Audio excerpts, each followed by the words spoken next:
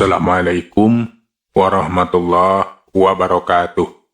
Sampurasun baraya tepang dangu deui sareng pidangan dongeng Sundanya urang dongeng deui urang neraskeun hanca dongeng anu katunda. Kalayan ngebantun jejareus carios Jawara di Gunung Halimun atana bisi Badog Rompang. Ieu dongeng teh karangan Mang Nyalira. Sok sanaos dongeng basajan malah mandar janten hiburan. Atuh kabaraya anu satia manco kandongeng Mang di mana wae ayana. Mugi asadayana aya dina kasehatan lahir sinarangan batin dilelancarkeun sagarupina tong hilap dirojong ditaroelan tomol sukre. Atuh mangogi nganuhunkeun kanu parantos like oke komen. Mangga mitra supados tenjang kolong ting kana waktos urang sami-sami dangukeun iku materasna ieu carita Jawara ti Gunung Halimun atanapi si Badog Rompang. Sok kaparayun sadayana.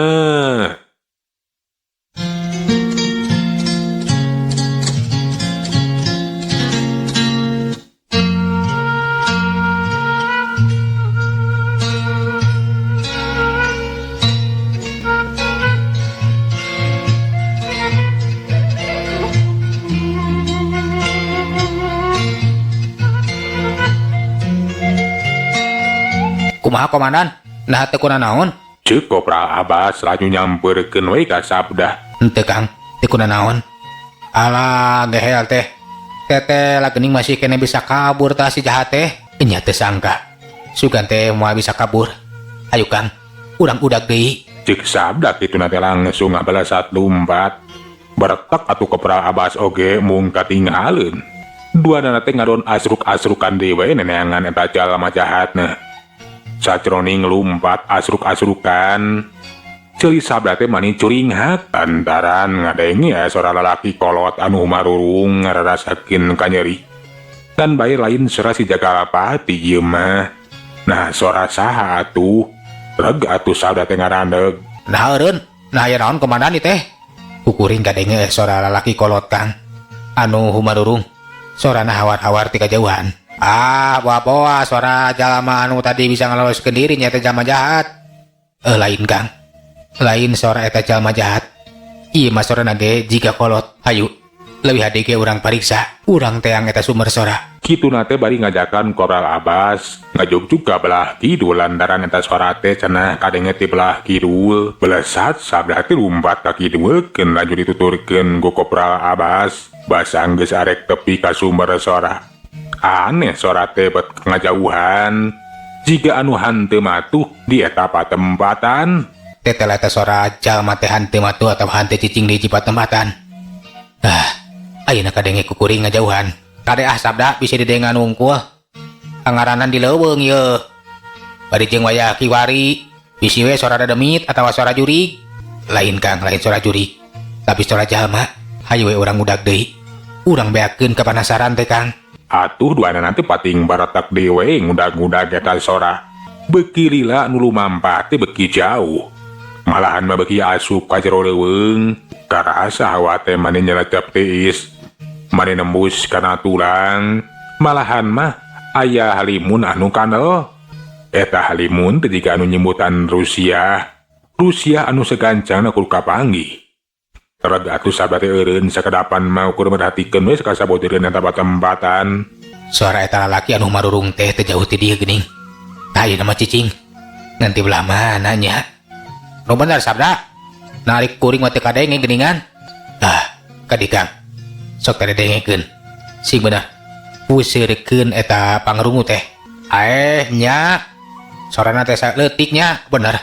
Suara lalaki kolot anu marurung nahan kanyeri. Tah belah mana tuh? Mun teu salah mah ti belah ditu Kang. Lah, itu geuning aya batu. Moal kecup ti jero batu. Piraku atuh sabda. Lamun ti jero batu kitu mah bawa eta teh sora jurig, sora dademit. Meureunna anak kitu mah eta tadi teh urang teh ngundag-undag sora jurig. Bener we eta sora teh hanteu jauh. Ti eta batu anu ngajungkiring di hareupeun sabda jeung Kopral Abbas.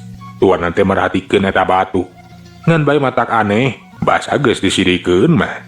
Eta batu teh jiga anu nutupan liang. Iya batu teh lain sabatu-batu nah Kang. Tah itu. Jika ya liang geningan. nya ieu batu teh nutupan liang. Moal kitu. Suara anu humarurung teh ti jero liang ya. Sabira aku ti jero liang mah. Moal kitu ieu teh guha. Nya Kang bisa jadi. Ieu guha teh ditutupan ku ieu batu. Liangna meleutik tapi ka jero nama gede. Keun.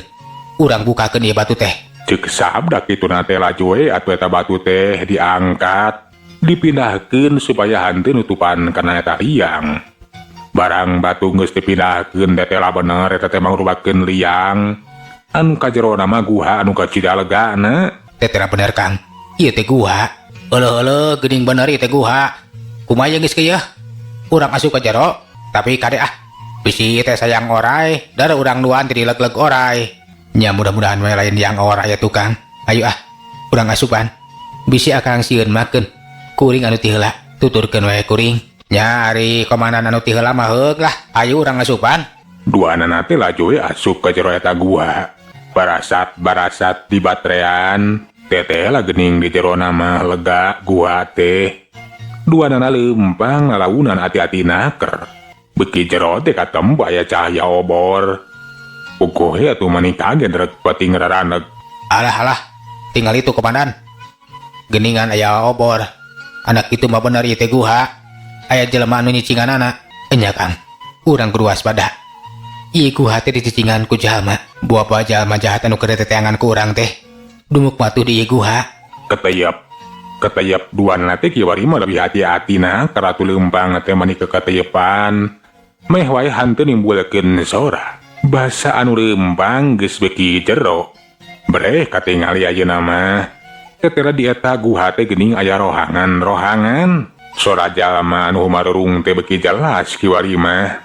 Barang dipariksa teh tetera geuningan kasampak di salah saja rohangan teh aya laki kolot anu ditalian bari jeung dina kayaan. Nadangan ka nyari daya tahu bajuna teh baloboran ku getih. Jika anu tas nampa panyiksa, basa diperhatikeun ku Sabda jeung Kopral Abbas. Tetela pepakean eta jalma atawa lalaki kolot teh make baju kampret bodas jeung disasarung sagala rupa. Kebeg atuh mani reuwas. Moal kitu eta jalma teh anu keur teangan nyata ajengan Mahbud. Tinggali komandan, itu ya jalma pakai baju kampret. Kumaha gitu? Eta teh ajengan Mahbud anu keur teangan ku urang. Nya Kang, bisa jadi. Ayo urang sambeurkeun. Duanana teh pating harewos bae bari laju ngadeukeutan eta rohangan. Tetela kiwari mah beki jelas. Eta jalma anu make baju kampret jeung disarung teh kayana teh matak pikarunyaeun. Beungeutna manis sepat aya getihan bari jeung leungeunna teh ditalian sagala rupa atuh. Duanana teh kiwari geus asup aya di eta rohangan. Lalaki kolot anu dina kayaan ditalian teh manehna mari ngaranjuk kaget. Jika anu manggih kareuwas, inggis dirina teh arek ditandasa. Sokomo basa nempok Kopral Abbas anu nyekel badieu. Ampun ulah dipayan. Gancang lepaskeun bebaskeun kuring. Hayang balik ka lembur. Tenang Pak, abi duaan teh sanes jalma jahat. Hanya kuring duaan teh lain jalma jahat. Nah saha Bapak teh yeuh jeung kunaon bet aya di dieu yeuh. Basa dicaritakeun lamun duanana teh lain jalma jahat. Atuh eta lalaki kolot anu make baju pangsi teh. Rada ngemplong hatena katampo beungeutna teh geus hanteu sepa teuing. Laju mencrong merhatikeun ka Sabda jeung Kopral Abbas. Lamun nya can lain jalma jahat. Nah saha atuh eta urang jalma teh jeung deui bisa asup ka eta patempatan. Janten leres. Nya den duaan teh sanes jalmi jahat. Lamun ada sanes jalmi jahat manuhun we. Dusim abdi teh Mahbud. Nya Mahbud teh lembur cirenget. Janten ieu teh mama ajengan Mahbud anu kawartoskeun aya nu nyulik. Ih, laras Aden. Nah geuning Aden jika anu terang. Saha Aden duaan teh? Abdi Sabda, ta ieu rencang abdi nyata Kopral Abbas. Ugu ge abdi duaan teh nuju mantosan urang lembur milarian mama. Nya nuhun we atuh. Ari mama aya di dieu mah. Parantos ka pendak pun kitu deui masih dina kayaan salamet. Heueuh. Janten Aden duaan teh geuning tentara anu mantosan. Nya urang lembur milarian mama. Nya nuhun we atuh Bapak.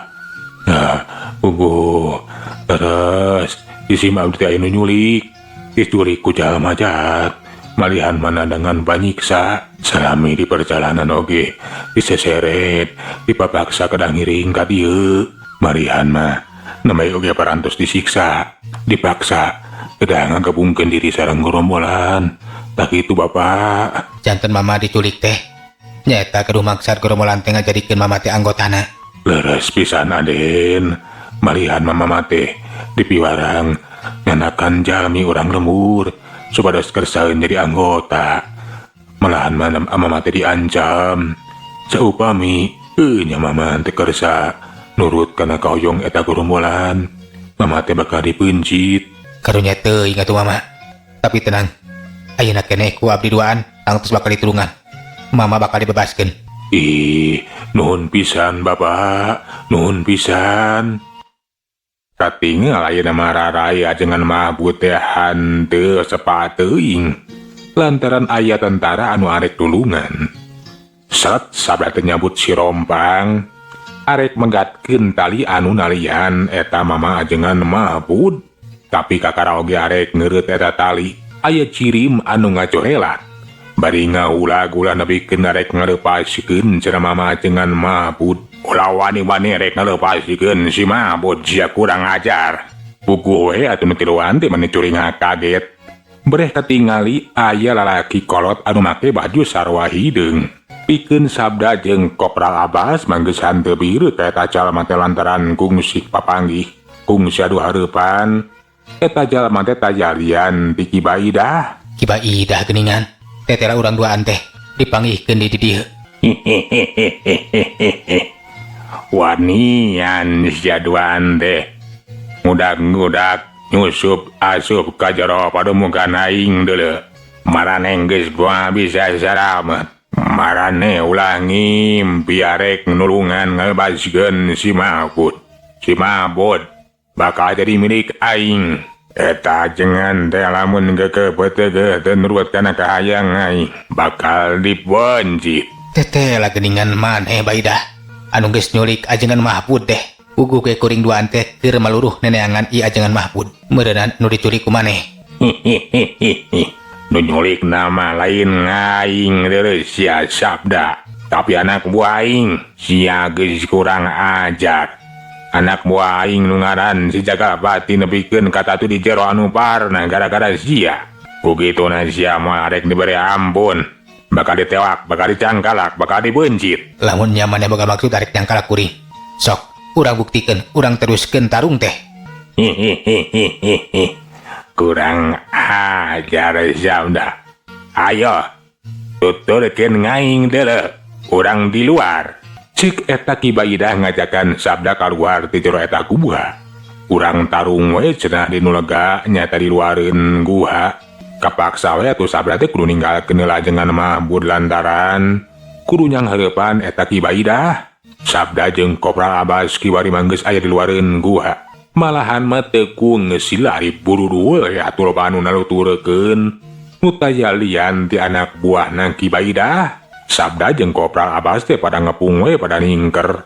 Wios ieu duaan teh ku jisim abdi sabaraha kanca bade dicangkalak bade ditewak bade dipayahan Ki. Nya Ki malinggi wae. Keun ku jisim abdi sabaraha kanca ieu jalma nu duaan teh bakal ditewak bakal dipeunjit bakal dikececet bakal dicit lemah tuh. Kon cari ting lalajuanan we dewe kepanasaran hayang ngajajah ieu jalma nu ngaran si Sabda hayang nyao nepi ka mana cenah tingkat pangarti jeung pangabisana teh. Cik Ki Baidah ngahulag anak buahna ulah nepikeun katurut campurkeun we cenah eta si Sabda teh arek diungkulan ku Ki Baidah. Atuh anak buahna Ki Baidah teh anu wani ngalawan caricing we ukur lalajo. Sedengkeun ari Ki Baidah jeung Sabda kiwari geus adu hareupan. Duanana sirih pencrong nebarekeun sima pangabaran. Tulus ayeuna maneh teh Sabda koit teh euy. Penting ieu maneh teh bakal ajal binasa. Kukitu nagara zamat bapa nu ngayuga. Indung anu ngandung. Wah iya bakal jadi poe anu badungtungan. Umur geus kaukur. Pati geus aya wancina. Keur kuring moasieun ku paeh. Muarempanku aja sik inget Ki Baidah. Umur melain bukan manusia. Ku kitu namanya moal bisa nangtukeun, moal bisa menggatkeun. Lamun kuring kudu panjang umur, kudu salamet sok. Rek kumaha? Kurang ajar sabda.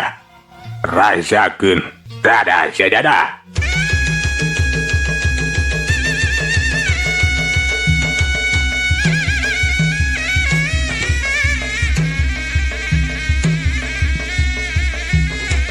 Heak curelat.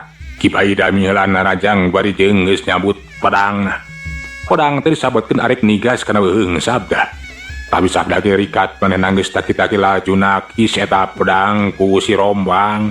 Pelentrang kuricak. Si Ralatu maneh manjau dah. Jarek-jek duana teh pating jarek-jek kadorong ka tukangan bae teu lilang geus pating karajeng diwe.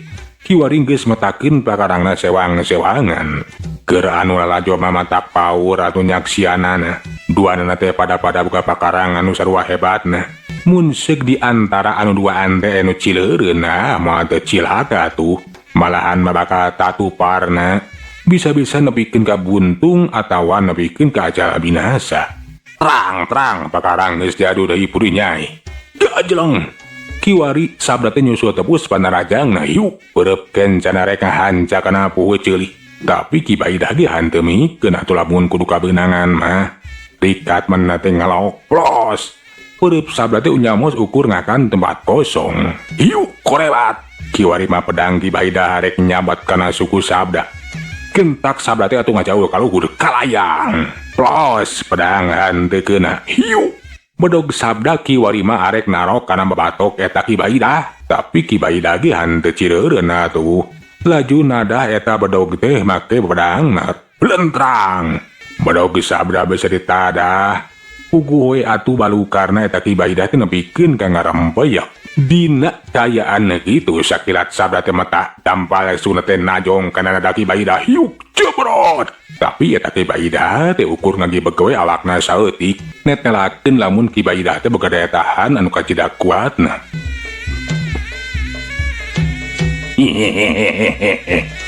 Aya nu leuwih kuat da sok sabda. Gerata rajang di aing deuleu.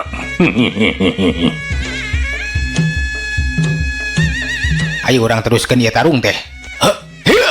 Kajeleng sabda teh Ki Wari miheuraan di majuna rajang gerakanna beuki cepet.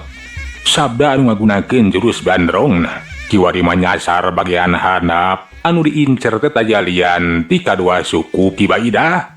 Puguh we atuh Ki Baidah teh meniripu. Kangaranan diajak tarung di handap mah.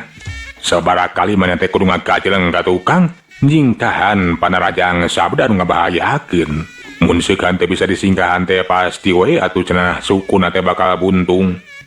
Alah, kurang aja jatuh teh. Ilmu silatna naon? Ngincer-ngincer suku aing.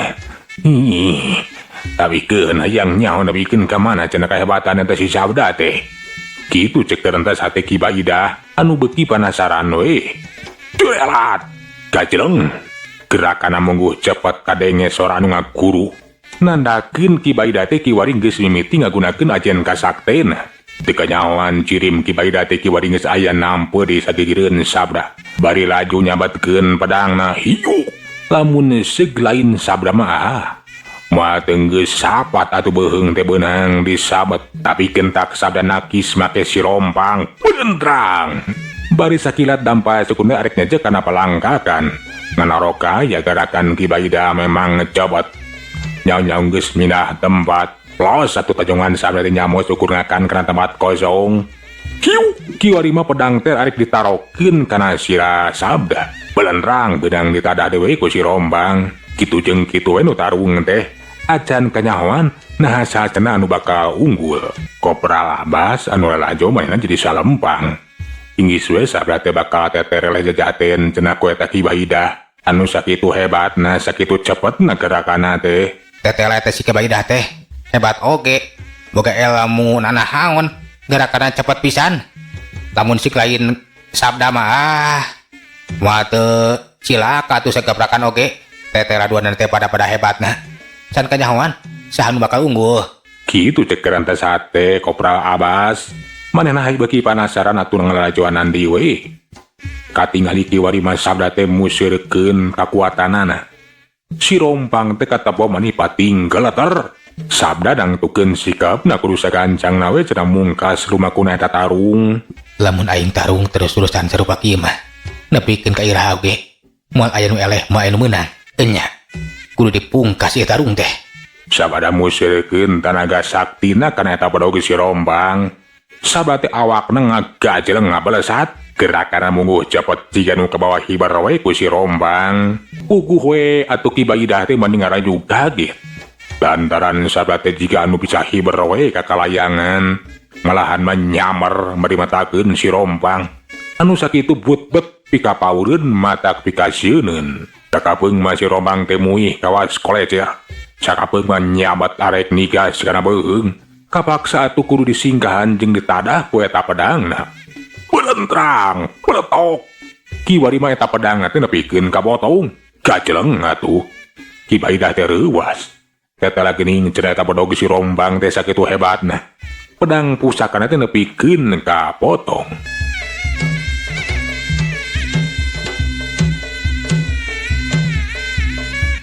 Hei, dikela eta bodoh teh sakitu hebatna.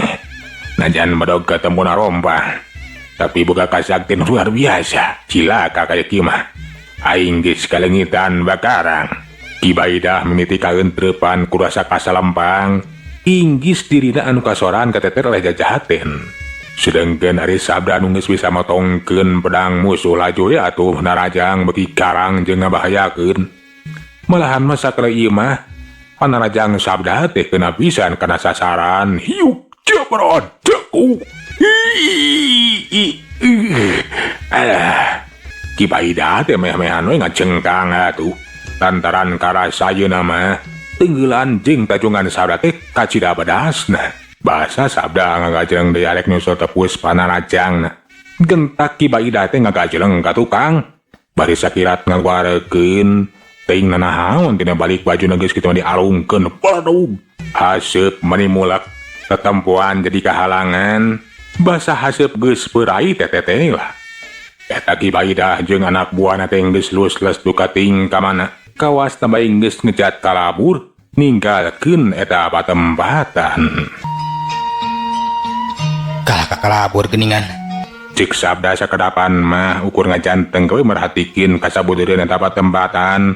Anu geus teu katempo aya saurang-urang acan.